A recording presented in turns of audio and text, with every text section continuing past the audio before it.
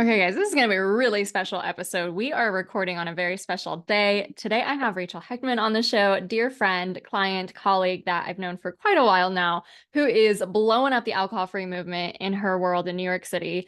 I cannot wait to ask you all the questions, Rachel, from Sober in Central Park. I'm sure people follow you already and heard of you. And if you haven't, be sure to go to the show notes so you can check her out. Rachel, welcome to the show. Thanks so much for having me, Karolina. I'm so excited to be here. Okay, so I don't even know where to start because we have so much to talk about. But one of the things that I find so compelling about having this conversation with you today is that not only did you decide to go alcohol free and start your own kind of sobriety journey, but you also made it very public, and now you are one of the four leaders of the alcohol free movement. So I think that there's so much to go there. But you decided to go alcohol free in 2021, is that correct? That is correct. Wow. That seems like a long time ago, but also doesn't, yeah. So it's been about 3.5 years. Yeah. And what was like the switch for you? What was like the moment where you're like, I want to change, or I want a better life, or I'm over this, or I was just sick of feeling like crap all the time. Like the cliche term of like sick and tired of feeling sick and tired. That's literally how I felt. I was also scared. Like I was scared for my health. Like I didn't recognize myself in the mirror. Like I looked in the mirror. I weighed like almost 100 pounds more than I weigh now. And I literally didn't recognize myself. And COVID kind of acted as this like conduit for me realizing that everything external wasn't the issue with my life. Like it wasn't the job, it wasn't the apartment, it wasn't New York City. It was me. Like I was my own problem. Like my drinking was my problem. And so I was able to like have COVID lockdown to like binge my drinking and my eating and do nothing and realize I was still not happy. And I it really enlightened me to the fact that like my drinking was a serious problem that I had to make change. I also had this pain in my side that was really freaking me out. And I just knew that like I either had to stop drinking or I really thought I was going to die. Like I didn't really I didn't want to keep going. And I was like, you know what? I'm going to try something totally different, not drinking. And dry January was really like that excuse for me to, yeah, slip into the alcohol free world. yeah, yeah. And you obviously have like incredible physical benefits. So like, you start losing that weight, you start getting healthier, and you start sharing this story online into an account that's just grown viral now. How did you decide to like be so public, I guess, about your journey, and like what happened as you started sharing more about it? Yeah, I mean, I think because of the timing of when I got sober, like first of all, when I went into it, I didn't think I was getting sober forever. Like I very much went into it with like 30-day challenge. I just want to get through January. I didn't even think I could do it. Mind you, there weren't any in-person AA meetings going on then. So the thought of going to an AA meeting really wasn't in my mind. And at I kept going after the January and I was like, let me just see how long I can go. And, I'm ADHD. So the not drinking helped every aspect of my life. Like I'm sure other people who aren't ADHD can relate to that. But when you are ADHD, like it's so hard to do things a lot of the time. And drinking just makes it 10 times harder. So by removing the alcohol, I was able to like get to the park every morning and walk my 5 miles that I convinced myself if I didn't walk, I would relapse. I made all these like, weird promises to myself and anyways, I at 9 months sober I realized that I needed to publicly hold myself accountable because I really didn't have anything or anyone that knew about my journey. And the one time I had shared it on social media, it just felt so much more real than when I had told anybody in person. So, I was like, you know what? I'll use social media to hold myself accountable. Let's give it a try. And when I made the account, I didn't know what to call it. And I was literally in Central Park walking like every single day with my dog, George. And I was like, you know what? It's very fitting. Like I'm literally sober in Central Park. Like that's what we're going to call this account. But the first three posts, I didn't even know if I was going to show my face. The first two posts, I was like, I put pictures of George in there and Central Park in there. And then the third post was like a transformation picture, which is so on brand for my ADHD all or nothing feeling. And, I started pretty quickly like connecting with people on Instagram who either had similar journeys or just felt like they got me in a way that other people in my real life didn't get. Also, there weren't many people left in my real life. Like I had to pretty much like start fresh. Like, I stopped being friends with a lot of people. Had been in a relationship that I ended. I was living on my own. Like I was kind of alone. and I needed a community and I needed friends. And COVID was still happening. It was still 2021. Like it wasn't like lockdown, you can't go anywhere, but like it wasn't normal life. Yeah. So I returned to Instagram, but I never could have guessed that like this would be my reality from back then in just literally 3 years. It's wild. It's wild. Yeah. Yeah. Well, so as you see on the account, like there's a lot of different transformation photos, which I think is really just inspiring when you can see like this is the before and this is the after, it's very vivid and it's very surreal in that sense. You also inspire a lot of people, obviously, and you make, I think, this really cool culture of being alcohol free in New York City, which is, very much needed to combat the, glamorization and all the kind of marketing that goes into the alcohol culture. I'm really curious, as you started out, it's this accountability and to build community for yourself. When did you start to see that, like, I actually am a leader in this space and it's time for me to like make a career out of this? Honestly, not till I came across your page and I met you and I started working with you. I mean, really, like for anyone out there listening, been trying to write a book forever, like for literally 15 years. Found Karolina's page and we started working together. And then you kind of enlightened me on what it is to be like a coach. And I kind of saw what you were doing. And I was like, I want to do that too. So really, you inspired me to kind of be where I am today. And I mean, without working with you, I really don't know what my trajectory would have been. Um, I do know though that like it felt so aligned and felt so right when every time I would share. And I didn't know a lot of people that were doing what I was doing in New York. I mean, in New York City, there wasn't anybody doing what I was doing that I knew of. And I had been the party girl, quote unquote, for so long. It's like that identity of mine kind of died, the old me. And I had created this whole new identity of the like sober party girl. Like I still wanted to have fun. And it's like my mission was to like make sobriety cool, make being alcohol free cool, because it is cool. And I would always just think of like what would have stopped old me from scrolling in the feed, right? Like if she Right. was just scrolling on Instagram, like what would have made her stop in her tracks and been like, oh, that's interesting. Maybe I can do that too. So, I think when you're aligned and what you're supposed to be doing, and I had never felt aligned. Like I had always been searching for like, what am I supposed to do? And it made me depressed. Like I would call my mom and be like, I don't know what my purpose is in life. I don't know what I'm supposed to do. Like it almost makes me emotional, like saying it now, because I was so lost. And I just wanted to know, like, what am I supposed to be here for? And so when I was sharing and I started talking to people about getting sober, and then I started helping people get sober, I just felt like, wow, like this is what I'm supposed to be doing, at least right now. Yeah. Yeah. So Oh my I don't, gosh. I don't know if that answered your question though. I mean, I guess I don't, it's hard to see yourself, right, as like a leader in a space, but I'll take it. Yeah. Well, you definitely are. And I get chills like with that story and that progression because it's like we don't even know at the very beginning what this can turn into, and our imagination sometimes can't even keep up, but our intuition knows. Like there's something deeper within us that's like, yes, this is aligned. Yes, take the next step. Yes, keep going. So there's so many things I want to unpack real quick. Let's go into the ADHD. So you're proudly ADHD and can talk about it online, which I think is really important with the intersection of how that functions with alcohol and how that functions with sobriety and stuff.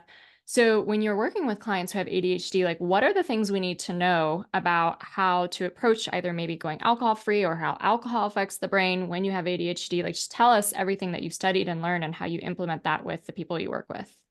What I've found a lot of times, so a lot of the people I work with have undiagnosed ADHD, and I kind of help them go through the process of getting an official diagnosis and not being scared of that process. Because when you are ADHD, something like making a doctor's appointment is really hard. Following through and the follow up and getting the diagnose, like that is really hard stuff to do, even if you're diagnosed. I mean, I have trouble with it still. So a lot of it is like, kind of teaching them that like you're not weird, you're not lazy, there's nothing wrong with you. You've just been self-medicating with alcohol for so long because your brain doesn't shut off or you don't have the right tools in your toolbox to like control the feelings, control like we have a lot of feelings, and it's like it can be all over the place. And people a lot of times will beat themselves up. And that just makes everything worse, right? So it's kind of like trying to unpack like figuring out the starting point of how do we start changing all of these little habits of like every time you try to tell yourself that you're lazy, like you're not, like how do we combat that voice? How do we, find ways to process your emotions that don't involve just like running and getting alcohol and drinking them away. And a lot of times once people have the right tools and can understand their brains, they can accept themselves and love themselves in a way that they hadn't before, if that makes sense. So, I like share. I've been diagnosed for over 20 years and I still learn new things about it every day, like every single day. And not drinking though, I mean, that's been the biggest game changer in my journey. And everyone's different. Everyone has like, different things with ADHD, but I have found that a lot of my clients have some kind of ADHD. And it's wild how many women were just told they had anxiety when they don't. It's not just anxiety. Like there's a lot more to it. So I think that we've seen a big rise in diagnoses. But if you're out there and you call yourself lazy and you have a lot of anxiety and your mind doesn't shut off, like you totally might have ADHD. Get tested for it, like take an online quiz, it's nothing to be ashamed of. And there's a lot of shame and guilt that goes into it too. So trying to unpack that. Yeah. And I think like we can also see all the benefits that can go into it. Like knowing you for a while now and like you're so passionate, you're so energetic, like you have these brilliant ideas and maybe not everyone is the one you follow, but it's like you're very creative, right? And so like have you seen that as well as like the real plus side, especially when you're not doing something that's unaligned, when you actually find something that is more of your purpose and in your alignment, do you find that it helps? Definitely, definitely. I mean, I will never have I'm laughing because I'll never have a lack of ideas. That's for Yeah. sure. But sometimes you have too many and then you want to do all of them and you don't know where to start and then you get overwhelmed and then you don't do any of them. I mean, that's like the problem with my book, like that I'm trying to write. And so, I think there's always positive and negatives to everything, right? And I'm super, what's funny though, is before I got sober, I would walk around and tell people that I was not creative. I would be like, I'm not a creative person. I'm a math science person. Like, that's just what I told people. This is the Like, last thing I would think of you. isn't that, I mean, it's just wild. And now I'm literally creating content, working my creative brain. It just goes to show like how trapped alcohol keeps us and how we tell ourselves these limiting beliefs, right? And we lie to, and then they just like, we start to believe them. Yeah. So yeah, I mean, it's when you remove the alcohol, I mean, at least for me, I became just like a totally different person from the inside out. And I show the transformation on Instagram because that's what will make people stop scrolling and actually like look, right? But it's really the inside that is like the transformation. Yeah, absolutely.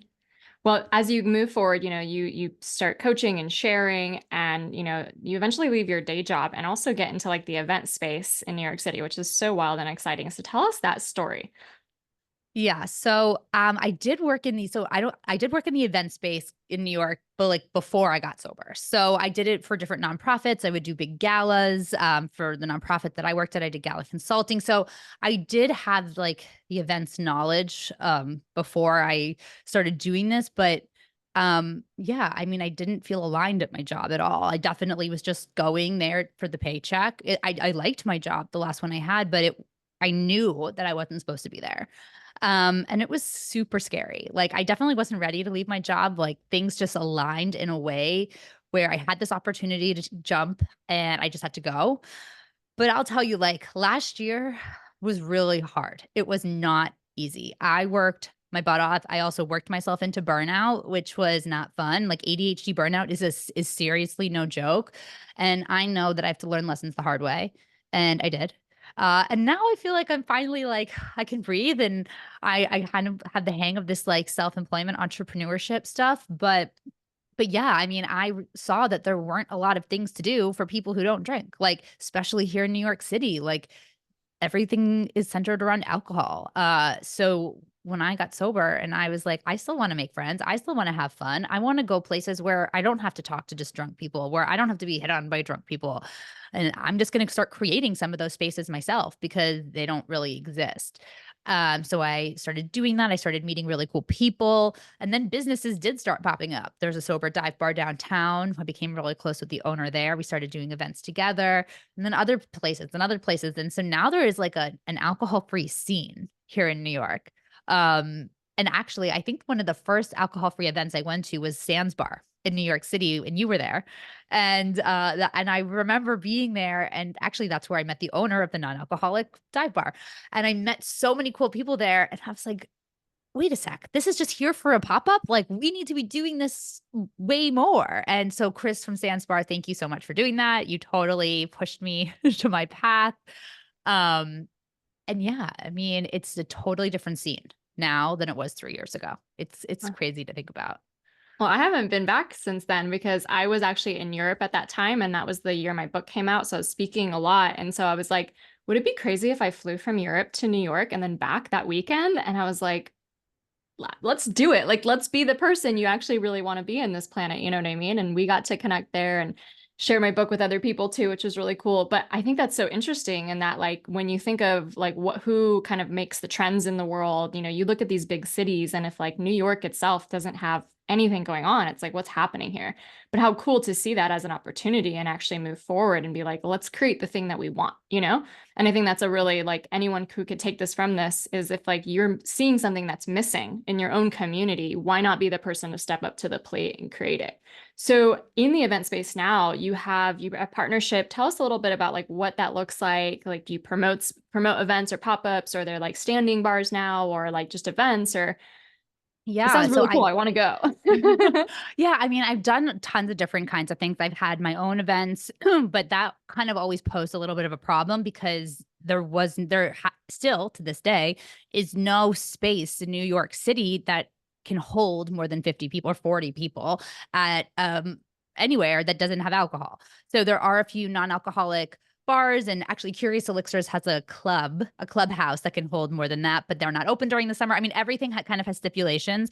But I've worked with a lot of cool brands like Curious Elixirs, and done like last Saturday, there's a new place called Othership in Flatiron, and they're like this big sauna and cold plunges, and it's a wellness space. And I became friends with the people there, and I said, let me bring some non-alcoholic beverages to you. And, I popped up there with Curious Elixirs actually. And there were like 120 people there. They had a sober curious event, and everyone there was like so excited to try non-alcoholic beverages. They felt like, I don't know, it was a Saturday night and they wanted to have fun, but not be at a bar. And there were beautiful people there. It was really great.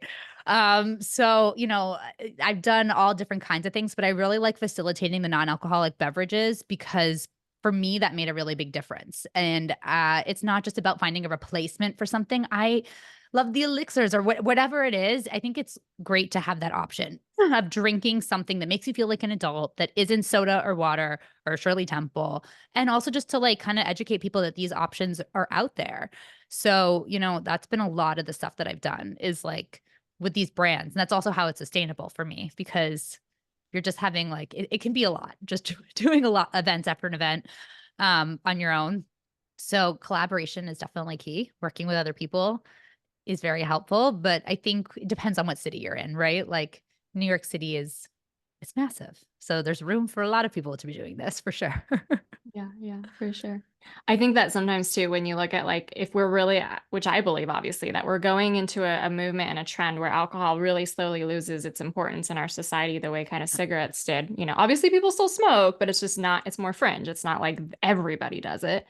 We've married glamour and sophistication to alcohol for so long and as a ritual. And I don't think it behooves us to completely take that away. I think we just need to inject the alcohol-free drinks there, and you have them the same thing, right? And you have these really high-end brands that are now getting into the alcohol-free space, creating, high-end champagnes and high-end elixirs and cocktails and stuff like that. And you get celebrities backing them, and you get these beautiful parties in the Hamptons and these beautiful soirees in Paris. And that, I think, too, is as a drinker who, if we're talking about what's going to stop the scroll, that would have stopped me too. Is it completely is this mind, like this almost like mind fuck of like, oh my God, I didn't know it could be like that, because we still have this idea that sobriety is this boring, locked away in the like basement closet kind of feeling. And I think you're doing such a good job with, what you do in the real world, but then also how you portray it to people who aren't able to come live, this kind of glamour, I guess you could say, with the alcohol-free movement. Totally. Yeah. And that's exactly what I'm trying to achieve, right? Like I look back at my old Instagram page before I got sober and just glamorizing alcohol. Everything's like the martini glass here, cheers here. And it's like, that's what I thought was cool, and it's not, it's boring, truly. Um, So yeah, getting to go to these parties and be the non-alcoholic beverage person who's like coming to these parties. I mean, that it's really awesome. Getting to see people's reactions when they try some of these beverages for the first time and they're like, that was so good. Like I didn't even know that existed. And drinking that the whole night instead of having alcohol. I mean, that could change someone's trajectory, right? Like I remember the first time I had a non-alcoholic like beverage. I saw an ad on Instagram and I ordered it and I was blown away. And it was a great replacement, especially in the beginning when I wanted that glass of whiskey that I had every night. And I had like the Three Spirit nightcap, and it was a great replacement. Um, so I think everyone has different views on some of the non-alc beverages, but you know, I think they're great. And it's part of my new business that I've just launched last week, where I'm on the event, I'm the head of events and partnerships for Soft Bar, which is a new mindful drinking space that will hopefully be opening in 2025 in Brooklyn. And it's gonna be great. We're hoping to have like a space that could fit at least 100 people. That is, it's a hole in the market. This is what I've been saying. Like, we don't have that here in New York City, and we need to fill that. So it's part of our investment plan. And yeah, I'm just super excited about it and working really hard on it behind the scenes. And I'm on a team again. So you just really never know what's gonna happen. I feel like I manifested this into my life. I mean, yeah, it feels super aligned and also, just exciting. Yeah. Oh, well, I can't wait to see it. And you're already doing the pop-ups. I saw the party in the Hamptons, which just looked like so cool. So cool. Yeah, It could be like a TV show there, but I'm also like, I think we need to recognize too that there's such a demand, like I keep hearing things like, Athletic Brewing is the number one beverage seller in Whole Foods, for example. Or I was just at a Total Wine. We have like a Total Wine. It's like a chain, but you can get obviously wine there and a lot of alcohol-free beverages. And a guy was like passing me in the non-alcoholic section. And he's like, this is the most popular section. Like, there's more people here on New Year's Eve than any other section. You know what I mean? But I think it's also important to note that there's been a lot of pop-ups or bars that have closed that are non-alcoholic, either through the pandemic and stuff like that. And so it's like, we need to be the ones that support them. I'll hear from people who sometimes say like, oh, like a non-alcoholic drink's like too expensive because it's like the same price maybe as like a one with alcohol. And I kind of get the logic, but at the same time, it's like, yeah, but like if you want this to be around, if this is a movement you support, like, and especially a lot of it's female founded too, like, like you get to vote where you put your money into kind of a thing too. So I think like sometimes we need to step up, us non-drinkers in the alcohol-free movement and go to these things. totally. I totally agree. And I think a lot of people don't understand the complexity of making some of these beverages. Like to make a non-alcoholic wine, they start with wine and then they remove it through a whole nother process, right? So why would it cost any less? And then if you have some of these more complex drinks as well, like, yeah, you're getting a lot of flavors. You're drinking something that's super delicious. You're not just having a soda, which might only be a few dollars. If you want that, go order the soda. Don't complain about ordering the fancy mocktail or non-alc cocktail, whatever you want to call it, which is also like a whole debatable thing. Some people hate the word mocktail. I really don't care either way, but if you hate it, I'm sorry. Yeah, I mean, you listen, I think, everyone will always have something to like complain about, right? But I do also agree. We definitely need to be supporting these places. And yeah, I mean, there's the place downtown in the East Village called Hechtman. That's where it was one of the first sober bars to open. And they've had a lot of publicity. It's a small little dive bar. And, I mean, if you're in New York, you should totally go check it out. Yeah, there's like witchy vibes. There's a tarot reader. You can do your work there. Go and do your work somewhere that has a non-alc bar, and make friends with the people and try to see if you can do an event with them. Yeah. Um, I mean, just for the connections alone of like the kind of people you'll meet there too, and who you'd come across, I think it's really special. You mentioned earlier how like this vision that you have today, this life you're living really today, like you couldn't have imagined, 3.5 years ago, and that a lot of it was manifested. So I know you love manifestation.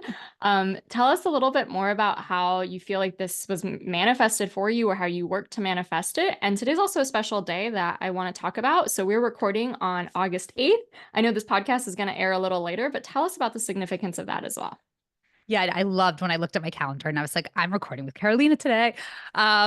It's the Lionsgate portal. So it's 8-8 and also it's 2024, right? So if you add up 2024, that equals 8. So it's 888 and it's like a really powerful day. So I guess back in the like Egyptian times and just ancient times, like eight's always been like the number of abundance.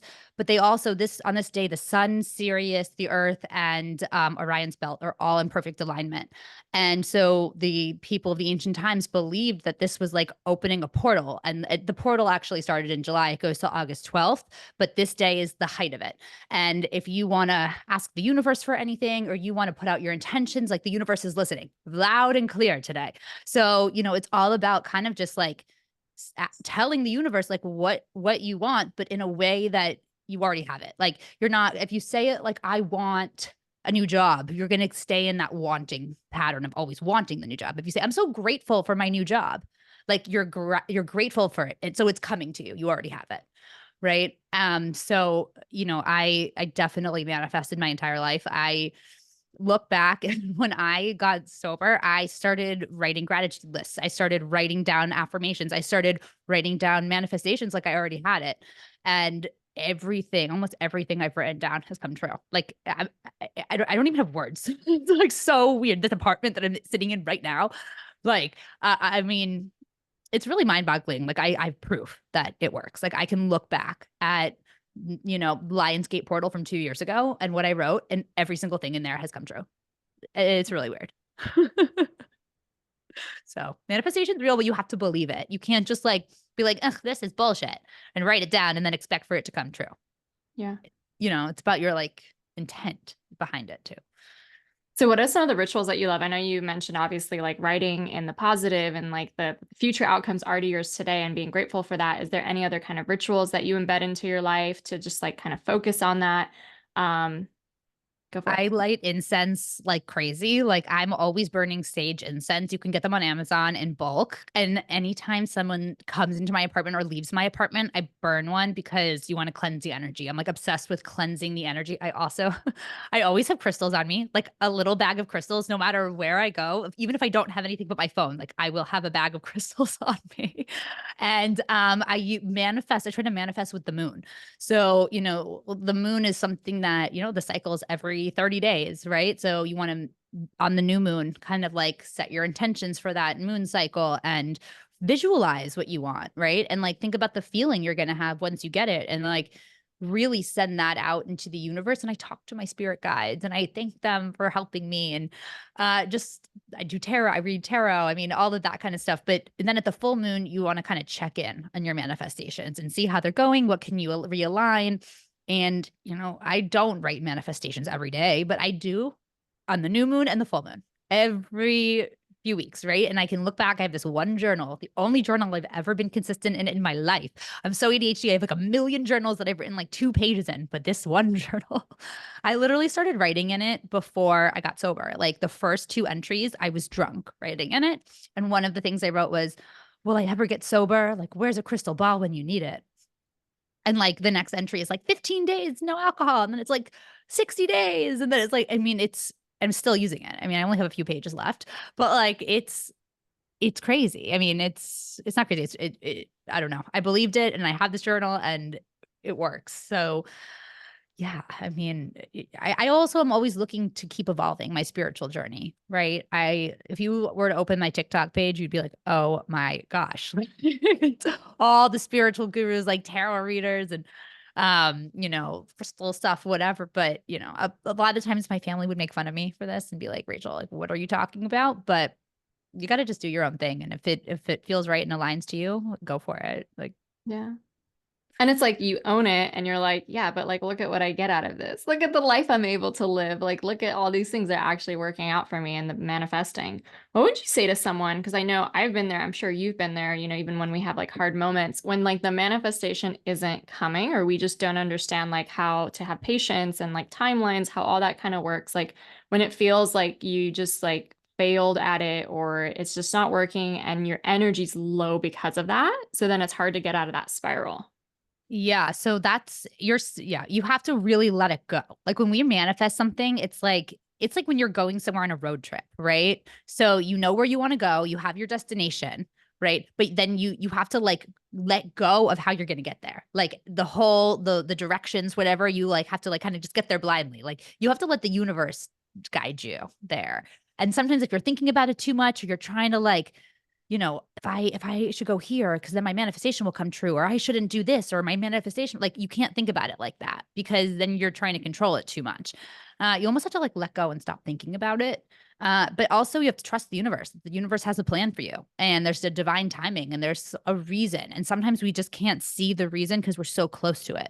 Right. And, something that's going on in my life now, I know I manifested into my life, and it only happened when I literally forgot about it. I had forgotten about it. I had given up. I had basically given up. Like, I hadn't given up, but I just was like, yeah, I guess this manifestation's not coming true. Or like, I don't know, it will happen when it happens. And then like right when I let go of it, boom, it fell in my lap. Like, it was like the universe is like, here you go. And I was like, oh, this is crazy. And yeah. So, and it wasn't honestly, and when I think back to last year, if it had come into my life last year, I wouldn't have been ready for it. And so the person I am now dealing with this, I'm ready for it, but I wouldn't have been before. So we have to just trust that there's like a rhyme and a reason, even if it's weird and it's hard to figure out why. Like maybe we're learning a lesson, or universe just has something even better in store that we could even imagine. Yeah. But Yeah. I can really relate like on my fertility journey. So we've been trying for quite a while to have a baby. And like the only time I ever get like weird or like off energy about it is when I fall into like the societal like conversation of like, oh, it's been this many months or this many years and like it's not happening and you're supposed to be depressed and like sad and worried that it's never going to happen. And I'm just like, you know what? That's not mine to carry. Like all I need to have is the faith that one day I will have a child. Does it matter if it's in like 3 years or tomorrow? Like really, and maybe I can trust that timing. And then if I look back too to like the previous like time that we have been trying, it's like I don't think I would have been, not like to say I'm not ready to have a baby because I think no one really is, right? But it's like I really don't see how that timing would have worked out like, a year ago or whatnot, or and so it's like sometimes I think too we have to like kind of let go what society expects of the timing, like oh, you should already be making millions in your business by now, or it's never going to work. Like, whatever, you yeah. know what I mean? Like, we need to really be following our own North Stars and like be okay with things maybe sometimes taking longer and knowing that that's kind of for our benefit. And sometimes, you know what I mean? Definitely. Definitely. Yeah, exactly. I mean, and it's hard though when you really want something, right? Yeah. And I'm not a patient person. I was literally talking about this week. Like patience, I read somewhere, patience is like the highest virtue of the universe. Like if the universe, like if you can get your patience down, you can manifest things really easily. But a lot of people are not patient, and our society is not patient. We're an instant gratification society. And it's really hard to like practice patience when we really, really want something. Like I'm so bad at that. So I try really hard to work on my patience. But yeah, I mean, I always think too, like if I'm going somewhere and not the same as your example at all, but like, and I miss the subway by 30 seconds or like half a second, and I'm standing there and I'm like, crap, no, the next one's not for 14 minutes. Great. Well, maybe there was a crazy person on that subway train that would have harassed me for the next few stops. Maybe I would have like tripped and like, I don't know, but like maybe there's a reason that I didn't make that one. And it's for something I cannot even comprehend because that's not my timeline. This is my timeline. Yeah. And not that we should have this like fear mindset, but I do. That does make me feel better when I miss the subway by half a second. Like I wasn't meant to be on that train. Well, I think it also allows you to just like trust that, whether it's a God or a source or a universe or an energy or your own intuition, like whatever you lean into, that something is guiding you, that something's looking out for you, and that like trusting that, things are happening for you. And even the things that seem really hard, because I know that there will be a day, one day that we will reach and be so grateful for that. And it's really hard, like you said, when you're really close to it or when it's happening in the moment, it's really hard to see it like that. But I think that makes anything in life easy. Like nobody ever said life would be easy, right? Like it is meant Totally. to like be a roller coaster. It's going to have a lot of challenges with it. Even if one area of your life is really good, we all go deal with loss and grief. Like we will lose people we love, all that kind of stuff. So I think that sense that like, I don't know, that sense of trust instead of the why me kind of feeling, like why did I miss the subway? Like, come on, you know what I mean? It like just changes your general attitude. I have Yeah. such a good conversation right now. I could go on forever, but just to, make sure we don't, go on for hours. I have one last question for you. If you were talking to someone right now who's listening, who's interested in starting a career in the alcohol-free movement, whatever that could look like for them, what would you say to them? 100% do it. Go for it. Do not think twice about it. It's going to be scary, but anything that we do that's a big change for us is scary, right? And I think that this industry, I hate to say industry, but this like movement, this space is growing so rapidly, and we need more people. Like we need more people doing all of the things. There is room for literally everybody. I go to a lot of these events, like that are, people from all over the country go to, right? And it's always the same people. It's a lot of the same, like I know a lot of the people, there's room for everyone else. Like if I'm going to these places and I know half the people there, like we need more people, right? Like, so, I mean, I think that you can seriously incorporate being sober or being alcohol free, whatever you want to say, into any business. Like, it's, share it on social media, open, I don't know. I mean, it really depends on what you want to do, but think about how many bars there are. Think about how many people incorporate drinking into their businesses or into their day to day. And, the more that we all talk about it and do our businesses, the more normal it becomes and the more options are for other people. And, and then it helps you too. And it's just like this, I don't know, you're like sending out good vibes almost and you're getting them back. And I think about that sometimes too with sober in Central Park. Cause I'm always like, how did things were going so bad for me for so long. like one thing after another after another. Like it was like I couldn't catch a break and my life was always spiraling out of control. And I was in this negative state of being like all the time. And I was so miserable and negative and hated everything and drinking all the time. So to like really the only big thing I changed was like the not drinking, which then allowed me to stay consistent with the manifestations and the affirmations and the walking and the everything else that I had wanted to do. Right. But the biggest thing is it took me out of this like negative vibrational state and it literally automatically brought me into a higher state of being. And then it like grew on itself and grew on itself. And I totally feel that sharing about it on social media puts out good energy into the world. And then that has ripple effects. Right. And so, and sorry, one last thing. When you said the last question you were just saying, I truly believe that it's a higher self of us that's guiding us, right? And that we can parallel jump into a million different timelines, doing a million different things, right? But there's a higher version of ourselves that are kind of like guiding us as this light. And so sometimes I try to talk to her. I'm like, can you nudge me in the right direction? Like, where do I go? And I also try to talk to the old me, right? That still exists somewhere in some timeline. But I'm grateful for this timeline. I'm grateful for you in this conversation. And I could seriously talk about this all day. So yeah. Well, it's so interesting to me. I often have this thought, like, we got to meet in New York and then you came to the Palm Springs retreat for the certification program. And oftentimes when I'm meeting with, women and, especially you, like, this is to me like Rachel, like, this is the embodiment of Rachel, your energy, your passion, like, this is like how I would define you. And it's always hard for me to actually like see the person as the drinker that they were. Like, I can't even compute. I'm like, no, that's not them. Like, you know what I mean? It's Yeah. almost as if like that was such a blocked, like masked up, just like, our negative energies kind of being in this like little skin. And that was never really the true version of us. Or, obviously we evolve as souls, so that there's a part of that we had to evolve through and from, you know what I mean? But it's just like, it's such a fascinating concept to me. When I go on retreats with women too, I'm like, I actually can't imagine any of these women drinking. Yeah. It's You hard, know? but I think we also transform. Like we Yeah. literally change our identities and we're not that person anymore. Right. Yeah. But it's hard, even when I look at my own pictures. And I'm like, that was me. Like it's weird. And making this transformation, videos, but for a while it was really helpful for me to remember like that's why I stopped drinking, and I don't ever want to go back there. But Yeah. It's yeah. like this is the truest version of you. And this is the one that's being guided by that higher self that actually knows who you're meant to evolve into, which is just so beautiful. And another great why of being, alcohol free, but also stepping up into the leadership that it calls for. And I think we will change the consciousness of the planet through this. And I don't think it's really the question about whether you're drinking alcohol or not. Like it's so much bigger than that. It's the confidence and the drive and the energy and the coming home to your true self that happens on this journey. You know what I mean? And if like more and more people on this planet did that, so many things would change.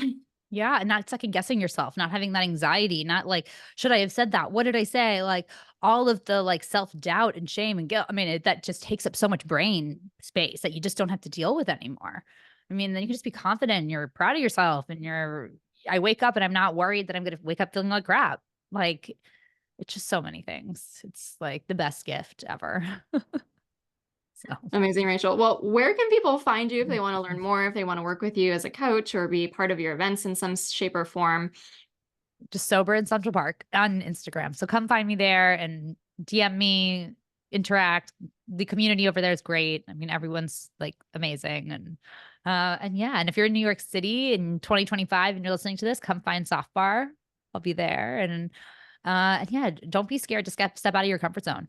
Like that's how we grow and change. And I think Carolina, you once said to me, I was like getting anxiety about something, and you're like, you've reached your upper limit.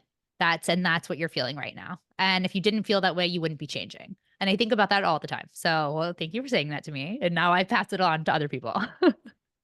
So brilliant. Awesome. Well, we'll have that in the show notes below. Thank you so much for such a good conversation today. A happy Lionsgate portal to you and to all of your community. And I hope you have a great rest of your day. Thanks, you too.